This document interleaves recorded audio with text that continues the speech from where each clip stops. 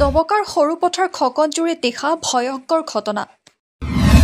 এই ঘটনাত 10জনকৈ লোকৰ প্ৰাণ ৰক্ষা। নিশা বনৰীয়া হাতীৰে চলাই এই তাণ্ডৱ। বনৰীয়া হাতীৰ তাণ্ডৱৰ পৰা কোনোমতে প্ৰাণ ৰক্ষা পৰে দুগৰাকী মহিলাসহ মুঠ 10জনকৈ লোকৰ। দুদিন পূৰ্বে ঘৰখনৰ পুৰুষসকল কৰ্মক্ষেত্ৰত কেৰেলালৈ ওলাই যায় আৰু আজি নিশা প্ৰায় 1 বজাত তাণ্ডৱ চলাই বনৰীয়া হাতীয়ে।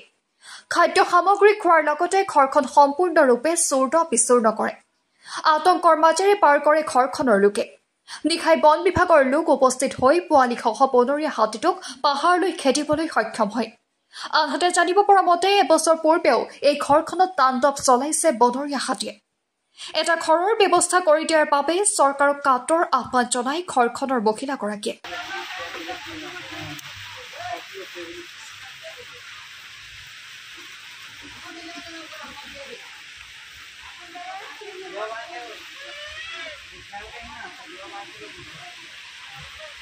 কি কম মানে এতিয়া বৰ্তমানে যিয়ে যেন তেন মানুহকেইটাৰ মানে বিপদৰ পৰা যে বাচিছে, প্ৰাণ ৰক্ষা যেন তেন পৰিছে। আৰু কেইটা বজাত ঘটনাটো সংঘটিত হৈছিল? 1টা বজাত ৰাতি।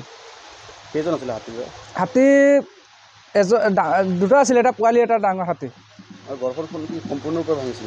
সম্পূৰ্ণৰূপে হাতী ভাঙিছে। আৰু ঘৰখন লোক কেইজন আছিলে? 10জন আছিলে। কেঁচুৱা ল'ৰা ছোৱালী আছিলে, যেন তেন মানে বাচিছে।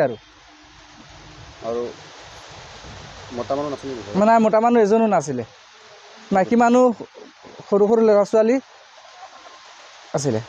আৰু মতা মানুহ কেইজন ক'ত আছে? মতা মানুহবিলাক কেৰেলাত গৈছে কাম কৰিবৰ কাৰণে। আজি 2 দিনমান হৈ আছে।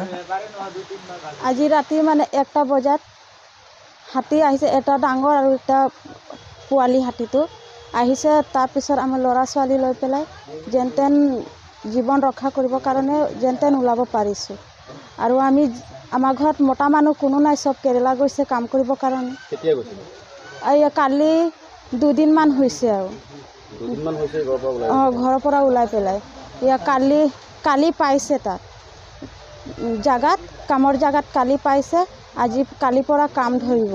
সেইটো কাৰণে আমাৰ ঘৰত কোনো মতা মানুহ নাই, সেইটো কাৰণে জীৱন ৰক্ষা কৰিবৰ কাৰণে আমি যেন তেন ওলাই বাহিৰত গৈছোঁ। আৰু কেইজন আছিলে ঘৰত মানুহ?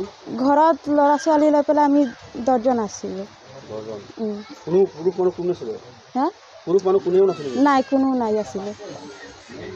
আৰু ৰাতি ফৰেষ্টৰ আহিছিল? ৰাতি ফৰেষ্ট আহিছে। খবৰ পাতি লৈছে নে তেওঁলোকে? লৈছে।